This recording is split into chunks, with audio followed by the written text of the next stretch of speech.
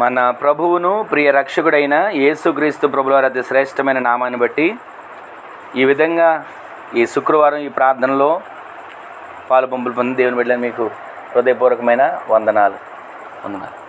దేవుడు ఎంతవరకు మనలను మన కుటుంబాలను కంచెవేసి కాపాడిన రెక్కల నీళ్ళ భద్రపరిచినందుకు దేవుని రెండు చేతులతో స్తోత్రాలు చెల్లిద్దాం. హల్లెలూయా, హల్లెలూయా. ఈ దినాన ఒక మాటను మనం చదువుకుందాం. చూడండి, కీర్తనల గ్రంథం 145వ కీర్తన 20వ వచనంలో రాయబడిన మాట. 145వ కీర్తన 20వ చరణంలో రాయబడిన మాట ఏంటంటే, యెహోవా తన్ను ప్రేమించు వారిని అందరినీ కాపాడును. ఆమె చెప్పండి. అక్కడ రాయబడిన మాట, యెహోవా తన్ను ప్రేమించు వారి అందరినీ కాపాడే దేవుడు. గట్టిగా ఆమె చెప్పండి. ఈ ఇంట్లో ఈ విధంగా మనము కూడికను పెట్టుకొని ఈ విధంగా మనం కూడుకొని ప్రార్థిస్తూ ఉండగా మొదటి వారం దేవుడు మాట్లాడుతూ వచ్చిన ఒక్కొక్క మాట, మొదటి వారం నుంచి దేవుడు మాట్లాడుతూనే వస్తున్నాడు. మనకి ఏది అవసరమో, ఏది మనకి కావాలో నేనేదో ఊహించుకొని చెప్పాలనుకునేది నా వల్ల జరిగేది కాదు.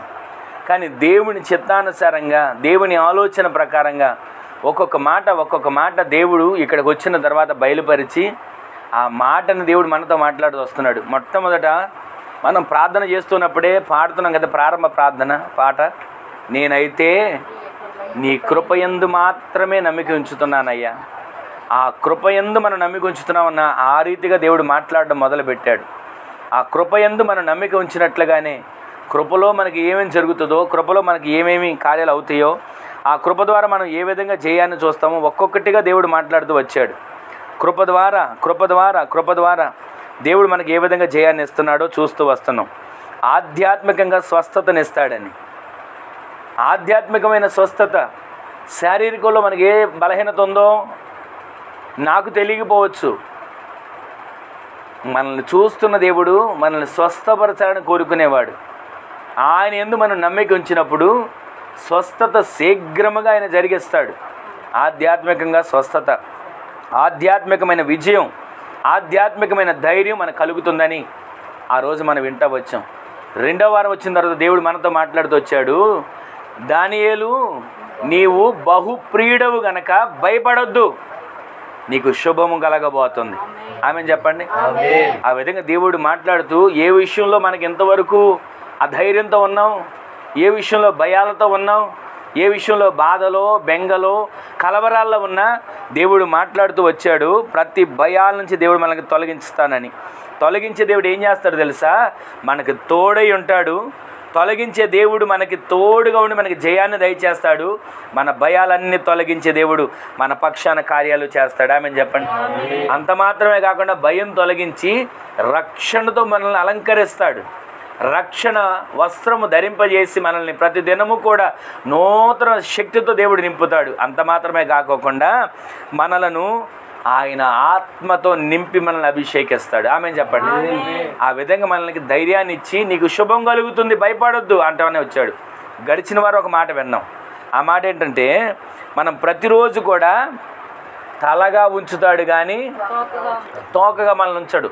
పైవాడిగా ఉంచుతాడు కానీ కిందివాడిగా ఉంచాడు. ఏమేం చేస్తాడు అలా ఉంచంటే, మనం యథార్థ మార్గంలో నడిస్తే మన తలగా ఉంచుతాడు. యథార్థత, ఏమేమి యథార్థతో కొన్ని మాటలు మనం ధ్యానం చేస్తూనే వచ్చాం. ఆ యథార్థత మనం నిత్యము పట్టుకొని మనం ఆయన చూపించిన యథార్థత కలిగిన మార్గాల్లో మనము నడిపించబడుదుము గాక. వాక్యం అనే మార్గంలో నడవాలి, విశ్వాసం అనే మార్గంలో మనం నడవాలి. ఈ మార్గాల్లో మనం నడిస్తే మన జీవితాల్లో మనల్ని తలగా నిలబెడతాడు.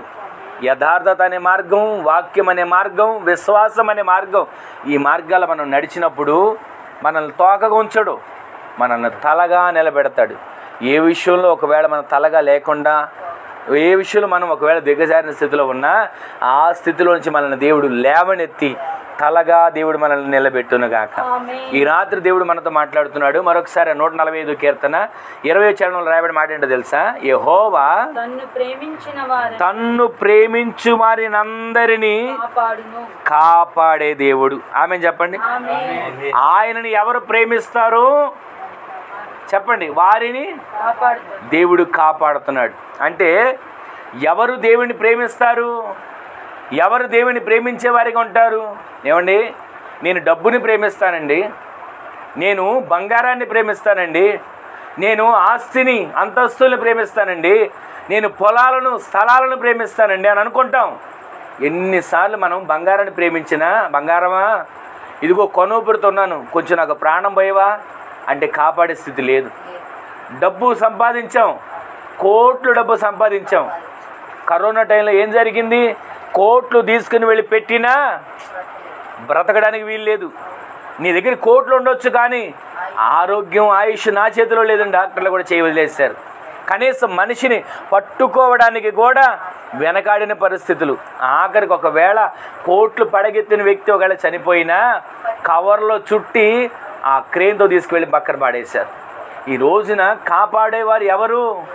దేవుడు అంటున్నాడు, యెహోవా తన్ను ప్రేమించు వారిని ఆయన కాపాడే దేవుడు. ఈ రోజున ఎవరు ఆయన ప్రేమిస్తున్నారో, ఎవరు ఆయన్ని ప్రేమిస్తారో వారిని దేవుడు కాపాడుతాడు. ఆమె చెప్పండి. ప్రేమించే దేవుడు, దేవుని సన్నిధిలో మనము ప్రేమించే ఆ దేవుని సన్నిధిలో ప్రేమించేటువంటి ఆ దేవుని నిత్యము మనము కాపాడే దేవునిగా మనము హక్కున చేర్చుకొందుముగాక. ఈ మాటలు వింటున్న మన జీవితంలో అసలు ఎందుకు ఆయన కాపాడతాడు, ఏ విషయాల్లో కాపాడతాడు, ఎలా కాపాడతాడు అని మాటలు మనం గమనిస్తే ఒకసారి చూడండి. సమూయేలు మొదటి గ్రంథం 2వ అధ్యాయం 9వ వచనంలో రాయబడిన మాట. సమూయేలు మొదటి గ్రంథం 2వ అధ్యాయం 9వ వచనంలో రాయబడిన ఒక చక్కటి మాట. అక్కడ ఏమని రాయబడిందంటే చూడండి, తన భక్తుల పాదములు తొట్టిల్లకుండా ఆయన వారిని కాపాడతాడు.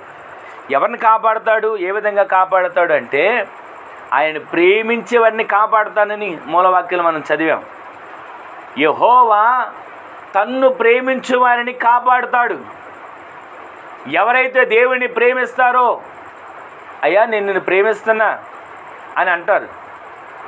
లోకంలో ఉండే ప్రేమల గురించి కాదు, తల్లిదండ్రుల ప్రేమల గురించి కాదు, భార్యాభర్తల ప్రేమల గురించి కాదు, స్నేహితులుగా ఉండే ప్రేమల గురించి కాదు, ఈ లోకంలో ఉన్న బాంధవ్యాలు బంధుత్వాల ప్రేమల గురించి కాదు. ఈ లోకంలో ఉన్న ప్రేమలు, ఈ లోకంలో ఉన్న బాంధవ్యాలు కలిగించే ప్రేమలు, రక్త సంబంధాల ప్రేమలు ఈ లోకంలో ఈ ప్రాణం ఉన్నంత వరకే. కానీ దేవుని ఎవరైతే ప్రేమిస్తారో డబ్బు కంటే ఎక్కువగా, బంగారం కంటే ఎక్కువగా, చివరికి ఒక మాట చెప్పనా, ఈ లోకంలో సంపాదన, ఈ లోకంలో అన్నిటికంటే ఎక్కువగా, ఆఖరికి మన దేహము కంటే మనకంటే ఎక్కువగా దేవునిని మనము ప్రేమించుదుముగాక. అలా ప్రేమించిన వారు కాపాడబడతారు. దేవునిలో నుంచి ప్రేమించుకోకుండా దేవునిని వైదొలిగిపోయి దేవునికి వ్యతిరేకంగా ఉన్నవారు కాపాడబడరా అంటే వారు కాపాడబడుతున్నారు, కానీ శారీరకంగా ఈ భూమి మీద ఉన్నంత వరకే కాపాడబడుతున్నారు. ఆయన కాపాడుతాను అనేది ఎక్కడో తెలుసా? ఈ భూమి మీద ఉన్నంత వరకు ప్రమాదాల నుంచో, ఈ భూమి మీద ఉన్నంత వరకు ఆపదల నుంచో, ఈ భూమి మీద ఉన్నంత వరకు ఆరోగ్యం కొరకు కాపాడడం కాదు. నిత్యత్వంలో మనము చేరే వరకు, యుగ యుగాలు దేవునితో మనము కలిసి జీవించేంత వరకు మనల్ని ఆయన కాపాడుతూనే ఉంటాడు. హల్లెలూయా. మనల్ని కాపాడుతానన్న దేవుడు ఇక్కడ కొంతకాలం ఆరోగ్యం ఇచ్చి కాపాడడము, ఆహారం ఇచ్చి కాపాడడము, వస్త్రం ఇచ్చి కాపాడడము, వసతులు తీర్చి కాపాడడము, ఏదో ప్రయాణాల్లో పనులు తోడై ఉండి కాపాడడము మాత్రమే కాదు, మనల్ని ప్రతి దినము కూడా ఆయన కాపాడే దేవునిగా మన పక్షాన ఆయన కాపాడే హస్తాన్ని చాపునుగాక. ఇక్కడ మనం చదివాం సమూయేలు మొదటి గ్రంథంలో ఏమని చదివాం? తన భక్తుల పాదములు తొట్టిల్లకుండా ఆయన వారిని కాపాడతాడు. ఆమె చెప్పండి గట్టిగా. అంటే దీని అర్థం ఏంటి? భక్తుల పాదాలు అప్పుడప్పుడు కొన్ని సందర్భాల్లో తొట్టిల్లిపోతున్న పరిస్థితులు వస్తున్నాయి. భక్తిలో తొట్టిల్లిపోయే పరిస్థితులు, ప్రార్థనలో తొట్టిల్లిపోయే పరిస్థితులు, విశ్వాసములో తొట్టిల్లిపోతున్న పరిస్థితులు, ఎన్నో రీతులుగా, ఎన్నో కారణాల పట్ల ఎవరో వారికి నాకు పడదండి, వారి ఉంటే నేను మందిరానికి వెళ్ళలేను అని భక్తిలో తొట్టిల్లిపోయేవారు ఉంటారు. లేదా కొన్ని సందర్భాల్లో ఒక సేవకునికి, అక్కడున్న విశ్వాసునికి ఏదో ఒక మాట ద్వారా తొట్టిల్లిపోయేవారు ఉంటారు. కానీ దేవుడు ఏమంటున్నాడో తెలుసా? తన భక్తుల పాదములు తొట్టిల్లకుండా, ఆమె చెప్పండి, పాదము తొట్టిల్లకుండా అంటే ఆత్మీయతలో మన పాదము ఎక్కడ జారకూడదు. గట్టిగా ఆమె చెప్పండి. మన పాదము ఎక్కడ జారకుండా. లోకంలో కొన్నిసార్లు మట్టి మీద కాలేస్తే జారి పడిపోతాం. కొన్నిసార్లు సర్పు నీళ్లు అడుగు వేస్తే కాలు జారి పడిపోతాం. కొన్నిసార్లు ఏదో ఒక పరిస్థితులు జారి పడిపోతాం. ఈ జారి పడిపోయే దాని గురించి కాదు, పాదము తొట్టిల్లకుండా ఆయన కాపాడడం అంటే ఎన్నోసార్లు మనం అనుకునేది ప్రతిరోజు మనకు తెలిసినంతవరకు ఏంటంటే జారిపోతే కాలు దేవుడు కాపాడతాడని. కానీ శారీరకంగా ఆయన కాపాడేవాడు కాడు. ఆత్మీయంగా మనల్ని కాపాడడానికి ప్రతిదినం మనం ఆత్మీయతలో పడిపోకుండా, ఆత్మీయతలో మనం జారిపోకుండా, మన పాదములు తొట్టిల్లకుండా దేవుడు మనల్ని కాపాడునుగాక. మనం ఎప్పుడు కూడా తొట్టిల్లిపోకుండా, అంటే అపవిత్రత నుండి మనల్ని కాపాడతాడు. గట్టిగా ఆమె చెప్పండి. అపవిత్రత నుండి కాపాడడం అంటే ఏంటంటే మనందరూ తెలిసిన చరిత్రే. యోసేపు ఉన్నాడు.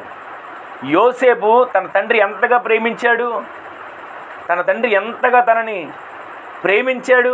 ఆ ప్రేమను నోచుకోలేని వాడిగా తండ్రి ప్రేమకు దూరం అయిపోయాడు.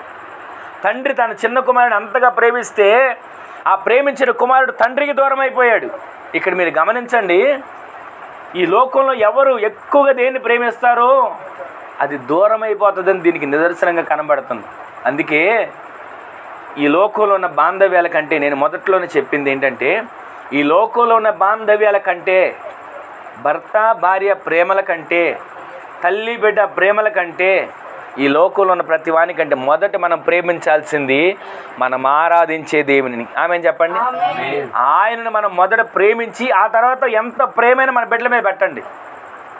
మొదట ప్రేమ ఆయనకి ఇచ్చి తర్వాత ఎంత ప్రేమైనా మీ సంపాదన మీద పెట్టండి. మొదటి ప్రేమ ఆయనకి ఇచ్చి ఇక దేని మీద మనం ఎంత ప్రేమించినా దానివల్ల మనకి ఏ నష్టం కలగదు. కానీ మొదట ప్రేమించాల్సింది ఆయనది. అందుకే ఆయన అంటున్నాడు, తన్ను ప్రేమించు వారిని ఆయన కాపాడుతాడు. ఇక్కడ మనం కలుగుతుంది ఏంటంటే, ఆయన కాపాడేది ఏ విధంగా కాపాడుతాడంటే తన భక్తుల పాదములు తొట్టిల్లకుండా కాపాడుతాడు, అపవిత్రత అంటకుండా కాపాడుతాడు, దుష్టత్వం అంటకుండా కాపాడుతాడు. ఈ లోకంలో ఉన్నటువంటి ఏది కూడా అపవిత్రత మనకి కలగకుండా దేవుడు మనల్ని కాపాడుతాడు. ఆమె చెప్పండి గట్టిగా. తన బిడ్డని యాకోబు ఎంతగా ప్రేమించాడు. అరే నా చిన్న బిడ్డరా, నా వృద్ధాప్యంలో పుట్టాడురా అని ఎంతగా ప్రేమించి చక్కటి అంగీని కుట్టించాడంట. విచిత్రముడైన నిలువుటి అంగీని కుట్టిస్తే అన్నలందరూ ఎంతగా ద్వేషించారు. కానీ అక్కడ నుంచి తండ్రి ప్రేమ నుంచి దూరమైపోయినా, అన్నలు ద్వేషించినా, ఎన్ని శ్రమలు ఎదురొచ్చినా, ఐగుప్తు దేశానికి బానిసగా అమ్ముడు పోయినా, అక్కడ ఒక చోట బానిసగా పనిలో చేర్చబడినా, ఆ ఇంటి వారి ద్వారా ఒక అవమానం కలిగి చెరసాల్లోకి వెళ్ళినా, అక్కడ చెరసాలలో నుంచి కూడా దేవుడు తొట్టిల్లిపోకుండా ఉన్న వ్యక్తిని దేవుడు కాపాడుతూ వచ్చాడు. దేవునికి ఏ మహిమ కలుగును గాక.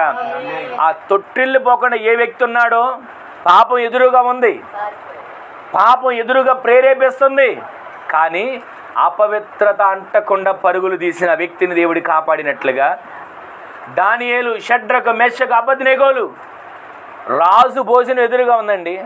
వాళ్ళెవరు? బానిసలు. వాళ్ళెవరు? బందీలుగా తీసుకురాబడిన వారు, చెరగా కొనిపోబడిన వారు. వారికి రాజు భోజనం అక్కడ పెట్టి తినండి అయ్యా రాజు భోజనం అంటే మిగిలిన వాళ్ళందరూ ఎగబడి తింటున్నారు. రాజు భోజనం మనకు దొరికింది, రాజు ఆహారం మనం తింటున్నాం, రాజు తాగే పానీయం తాగుదాం అని సంబరాలు చేసుకుంటూ తాగుతుంటే వీళ్ళు ఏమన్నారు తెలుసా? అపవిత్రత మాకు దేహంలో ఏ మాత్రం కూడా అంటకుండా మేము కాపాడుకునే వారుగా ఉన్నాం. ఆ రాజు భోజనం మాకు అవసరం లేదు, రాజు తాగే ఆహారం, రాజు తాగే పానీయం మాకు అవసరం లేదు, మాకు వేరే ఏదైనా శాకాహారం పెట్టండి. ఎందుకని వారు అపవిత్రత అంటకుండా ఉండాలనుకున్నారు? ఈ లోకంలో ప్రతిరోజు ప్రతి క్షణం ఏదో ఒక అపవిత్రత మన మీద దాడి చేస్తూనే గమనిస్తున్నారా? ఏదో ఒక అపవిత్రత మనల్ని ఏదో రకంగా ఆత్మీయతలోంచి పాదము తొట్టిల్లిపోయేటట్లు చేయాలని మనల్ని ప్రయత్నం చేస్తూనే ఏ రోజైనా గమనిస్తున్నామా? ప్రతిరోజు ఏదో ఒక అపవిత్రత, అపవిత్రమైన ఆలోచన కావచ్చు, అపవిత్రమైన మాట కావచ్చు, అపవిత్రమైన తలంపులు కావచ్చు, అపవిత్రమైన ఉద్దేశాలు కావచ్చు, అపవిత్రమైనది ఏదైనా మన దగ్గరికి వచ్చి మనల్ని అపవిత్రతలోంచి అపవిత్రత కలిగిన వారిగా చేసి పవిత్రతలో నుంచి పోగొట్టాలని ఎన్నో ప్రయత్నాలు చేస్తుంటే మనం ఒక్కసారైనా గుర్తించగలుగుతున్నామా? దేవుడు అంటున్నాడు, యెహోవా తన్ను ప్రేమించు వారిని ఆయన కాపాడేవాడు. ఆయన కాపాడుతాడు కనుక ఈరోజు మనం కాపాడబడ్డవారిగా ఉన్నాం. ఆయన కాపాడే దేవుడే కనుక ఈ రోజున మనం కాపాడబడిన స్థితిలో ఉన్నాం. ఆయన పాదములు అంటే ఎప్పుడు కూడా ఆయన భక్తుల పాదములు, అక్కడ చక్కగా రాయబడిన మాట సమూయేలు గ్రంథంలో, తన భక్తుల పాదములను ఆయన తొట్టిల్లనివ్వకుండా కాపాడుతాడు. గట్టిగా ఆమేన్ చెప్పండి. భక్తుల పాదములు తొట్టిల్లిపోతున్నాయి. ఎందరి పాదాలు తొట్టిల్లిపోవాలా? దేవుని లేఖనాల్లో ఉంది కదా, పిలువబడిన వారి సైతం, ఏర్పరచబడిన వారి సైతం వారి పాదాలు తొట్టిల్లిపోయే పరిస్థితులు ఉంటున్నాయి. అపవిత్రత అంటి దేవునికి దూరమై, ప్రార్థనకు దూరమై, పరిచర్యకు దూరమై, లోకాశకు దగ్గరైపోయి దేవుని సన్నిధిని దూరం చేసుకున్న వ్యక్తులు ఎంతమంది మన కన్నుల ముందు కనబడట్లేదు? ఈ రాత్రి దేవుడు మనతో మాట్లాడుతున్నాడు. అపవిత్రత అంటకుండా దేవుడు మనల్ని కాపాడబోతున్నాడు. గట్టిగా ఆమేన్ చెప్పండి. ఏ అపవిత్రత మనల్ని కానీ, మన బిడ్డల్ని కానీ, మన కుటుంబాన్ని అంటకుండా దేవుడే కాపాడునుగాక. ఇంకా చాలా విషయాలు ఉన్నప్పటికీ కూడా మరొక మాటలోకి వెళ్దాం. రెండో మాటలోకి ఒకసారి చూడండి. కీర్తనల గ్రంథం 34వ కీర్తన 19వ చరణం 20వ చరణంలో రాయబడిన మాట. 34వ కీర్తన 19, 20 చరణాలు. అక్కడేం రాయబడి ఉందంటే, ఆయన వారి ఎముకలన్నిటినీ కాపాడును, ఆయన వారి ఎముకలన్నిటినీ కాపాడును, వాటిలో ఒక్కటి అయినను విరిగిపోదు. 19 వచనం 20 వచనం. నీతిమంతునికి కలుగు ఆపదలు అనేకములు, వాటన్నిటిలో నుండి యెహోవా వారిని వాటి అన్నిటిలో నుంచి యెహోవా వారిని విడిపించును. తర్వాత 20 వచనంలో ఏముంది? ఆయన వారి ఎముకలన్నిటినీ ఆయన వారి ఎముకలన్నిటినీ కాపాడుతాడు. ఆమేన్ చెప్పండి. వాటిలో ఒక్కటి కూడా విరిగిపోదు. రెండవదిగా మనం గమనించినట్లయితే, మొదటిది అపవిత్రత అంటకుండా మనల్ని కాపాడుతాడు. పాదము తొట్టిల్లకుండా, అపవిత్రత అంటకుండా కాపాడుతాడు. రెండవదిగా మనం చూస్తున్న మాట ఏంటంటే, ఇక్కడ నీతిమంతునికి కలుగు ఆపదలు అనేకములంటే ఎన్నని చెప్పగలుగుతాం?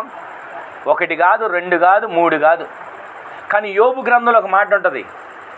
ఎన్ని ఆపదలు మనకు వస్తాయో తెలుసా? 7 ఆపదలు వస్తాయంట. 6, అంతకు మించి 7, అంతకు మించి ఏ ఆపదలు దేవుడు మనకు దరికి రానివ్వడు.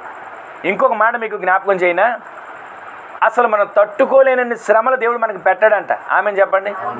మనం ఎంతైతే తట్టుకోగలుగుతామో, మనం ఎంతైతే భరించగలుగుతామో, మనం ఎంతైతే ఓర్చుకోగలుగుతామో ఆ శ్రమలే, ఆ ఆపదలే మన దగ్గరికి వస్తాయి. కానీ దేవుడు ఇక్కడ ఈరోజు మనతో మాట్లాడుతున్న మాట ఏంటి తెలుసా? నీతిమంతునికి కలుగు ఆపదలు అనేకములు. తర్వాత రాయబడిన మాట, ఎన్ని వచ్చినా, వినండి జాగ్రత్తగా, ఎన్ని ఆపదలు అనేకములు వచ్చినా వాటన్నిటిలో నుంచి దేవుడు మనల్ని విడిపిస్తాడు. గట్టిగా ఆమేన్ చెప్పండి. ఆపద అనేది మనకి ఎన్ని రకాలుగా తెలుసు? ఎన్ని రకాలుగా ఆపదలు ఉంటాయి? ఆపద అనేది మనం ఊహించలేం. ఆపద అనేది అసలు మనము ఆలోచనకు కూడా రాదు. ఇప్పుడు బండి మీద వెళ్తున్నామండి, ఎక్కడ ఆపద ఉందో మనకేం తెలిసిద్ది? పని చేస్తున్నాం, ఎక్కడ ఆపద ఉందో మనకేం తెలిసిద్ది? మీకు ఒక మాట చెప్పనా? నిన్నటి రాత్రి అక్కడ నిలబడి వాక్యం చెప్తున్నాను కదా, అమ్మగారు ఇందాక చెప్తున్నారు, ఆ గోడ మీద పాము వెళ్తుందంట. నేను నుంచున్న వెనక అమ్మగారు మధ్య మధ్యలో అలా పిలిచి ఏదో ఉందన్నట్టుగా చెప్తున్నారు. నేను వెనక తిరిగి చూస్తే బొద్దింక కనపడింది. సరే బొద్దింకేలే అనుకున్నాను. తర్వాత ఇందాక చెప్తున్నారు పాము వెళ్ళిందంట. కానీ ఏ ఆపదలు దేవుడు ఎలా తప్పించాలో ఆయనకి తెలుసు. ఎన్నో విధాలుగా బండి మీద వెళ్తున్నాం. ఒకసారి కంట్రీ దిగవల్లి వెళ్తూ ఉండగా, విజయరాయి దాడుతూ ఉండగా ఒక మేక గుంపులో నుంచి ఎగురుకుంటూ బండి దగ్గరికి వచ్చేసింది. కరెక్ట్గా దేవుని కృపను బట్టి 2 బ్రేకులు కొట్టగానే బండి అలా నిలబడిపోయింది. ఆ రోజు ఒక్కడే వెళ్తున్నాను నేను. బండి అలా నిలబడిపోతే మేక కరెక్ట్గా బండిని దాటి అవతలికి వెళ్ళింది. ఎన్ని ఆపదలని మనం చెప్పగలుగుతాం? ఎక్కడ ఆపదో మనకేం తెలుస్తుంది?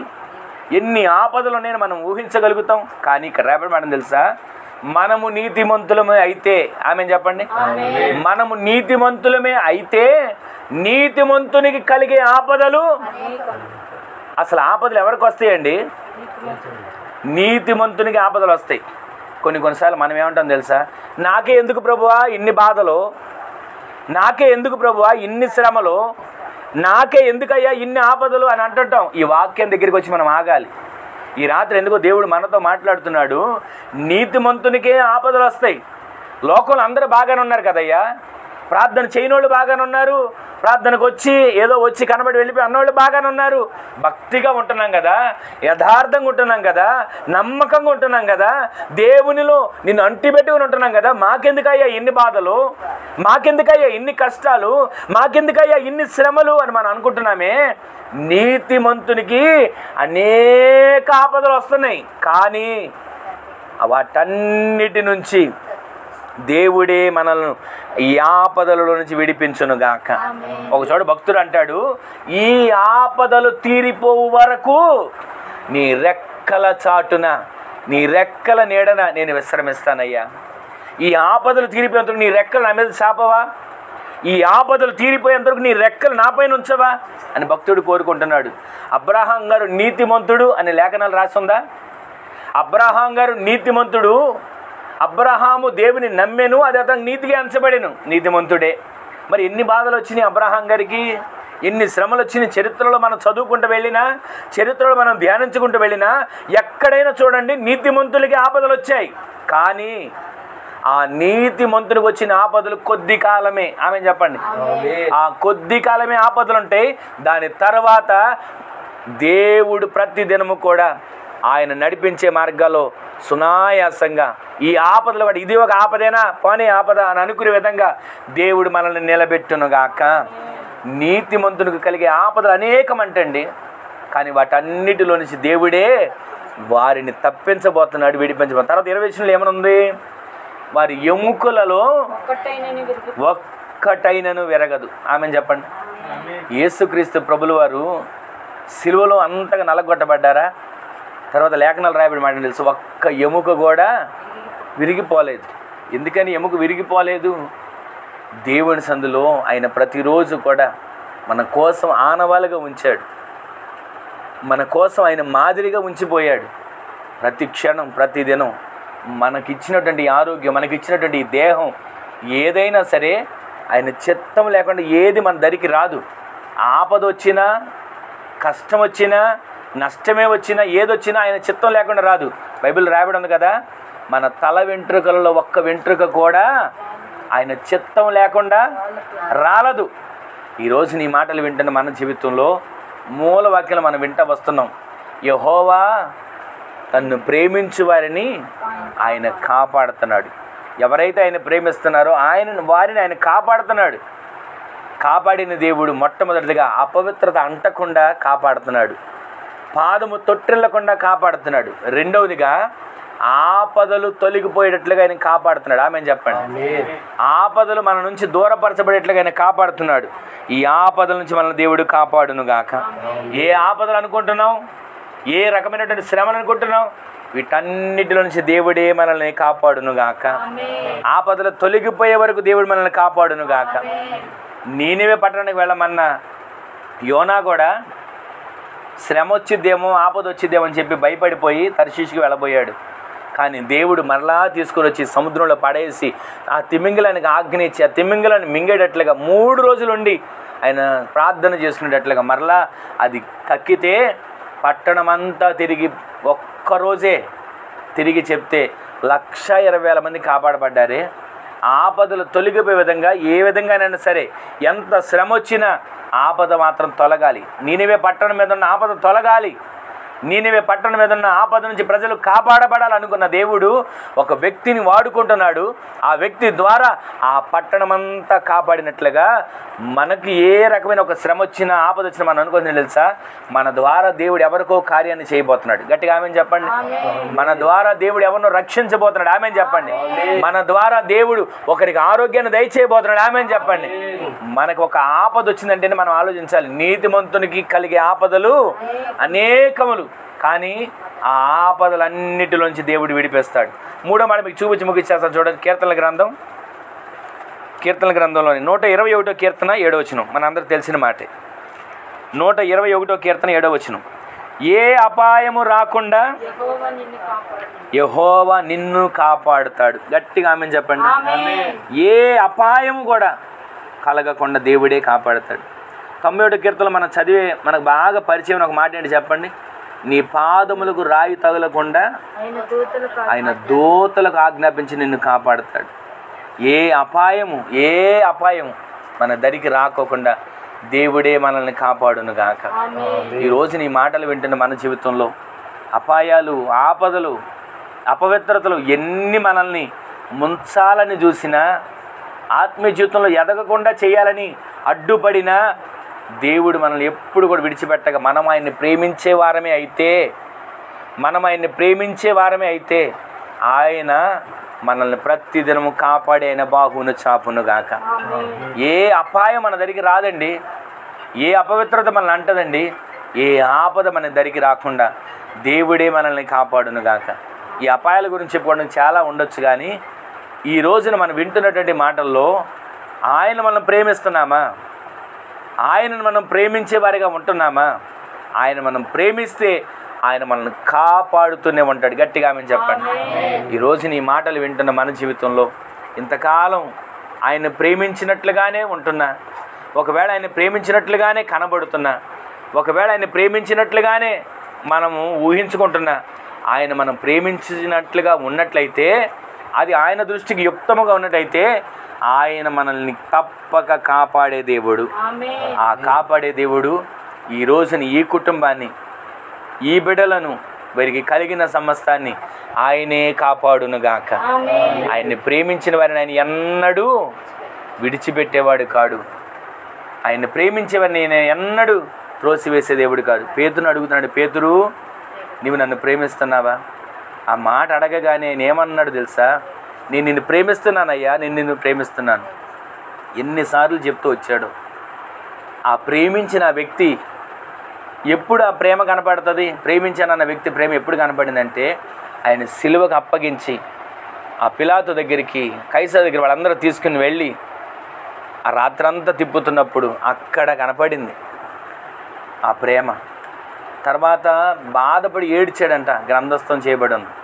వెంటనే ఒకప్పుడు భయపడిన వ్యక్తే దేవుణ్ణి ప్రేమించిన తర్వాత బలమైన సాధనంగా మార్చబడ్డాడు. అయ్యా నేను చేసింది తప్పే, నేను చేసింది పొరపాటే, నేను అలా ఉండకూడదని సంతాపపడి ఏడ్చాడు అని లేఖనాలు రాయబడి ఉంది. ఆ ఏడుపుని దేవుడు చూశాడు.